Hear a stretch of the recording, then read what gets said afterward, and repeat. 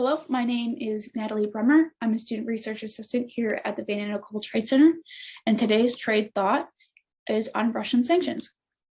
Now, in February, the major incident occurred. February 24, 2022, Russian forces invaded Ukraine, and major sanctions passed during this time period included freezing major Russian banks and denying their future transactions, as well as removing Russia from the SWIFT program. In March, the consequences really started to build.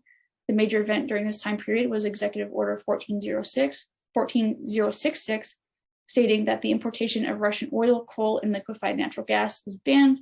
Other important sanctions during this time period, including the blockade of Russian aircraft from American airspace, and the US and other countries agreeing to increase Russian import tariffs to eliminate their World Trade membership and negate their World Bank and IMF borrowing privileges. On the second half of March, the consequences continued.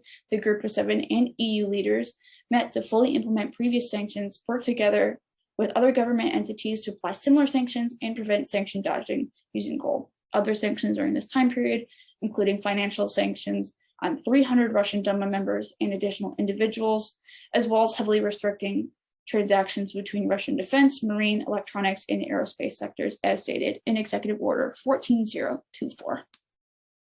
In April, Russia really began to become isolated. Two major things happened during this time period. President Biden passed the Ending Importation of Russian Oil Act and Suspending Normal Trade Relations with Russia and Belarus Act. And they also banned Russian and Russian-affiliated vessels in American waters. In May, sanctions really began to become finalized. Leaders from Ukraine, the United States, and other countries agreed to permanently phase out dependence on Russian oil and solidified their plans to enforce other sanctions. Other events during this time period included the United States lifting tariffs on Ukrainian steel for 1 year and blocking Russian entities from paying back bonds to US bondholders, increasing their interest rates by up to 15%. In June, sanctions really began to become fine-tuned. The major event here was the addition of 71 entities to the sanction list, mostly military end users, and putting financial sanctions on the Russian imperial extremist movement and freezing assets located around the globe of powerful Russian figures.